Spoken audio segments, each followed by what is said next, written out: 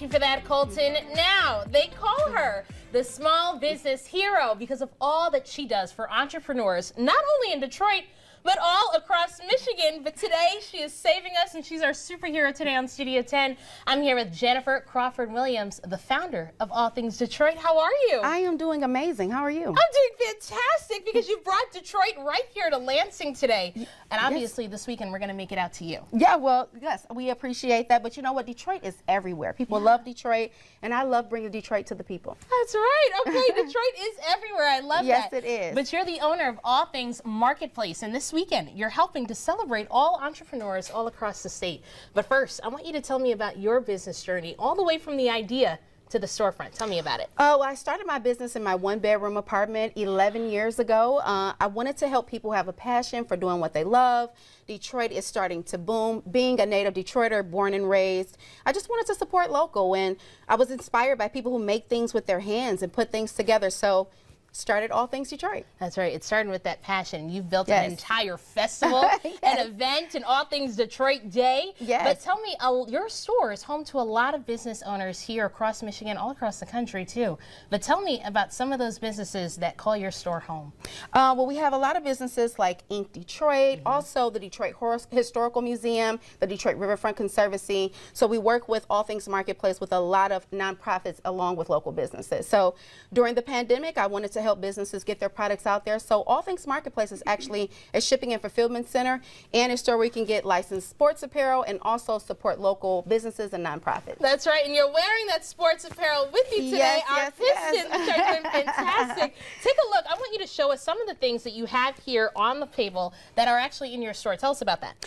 Well, some of them are in my store. Some will be at All Things Detroit on Sunday. And so this is our Lions. Our Tigers are doing really great. Yes, so this is a varsity jacket, licensed apparel. It's one of our top sellers that we have. There's also t-shirts, local brand Detroit Respect. There's handmade items because we represent people from across and all backgrounds. Handmade pieces from India.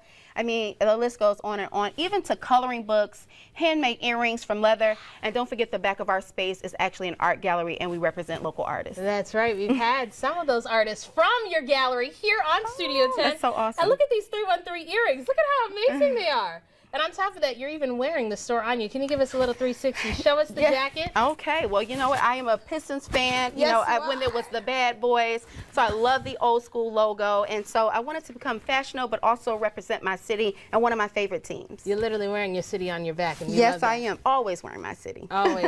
Well, this Sunday has been designated a national holiday, All Things Detroit Day. And this Sunday, you're taking over Eastern Marketplace. Tell us more about the event that we can all head out to. Yes. So this Sunday, we have 200 businesses. We're going to be in sheds 3, 4, and 5. We've been doing this event for 11 years.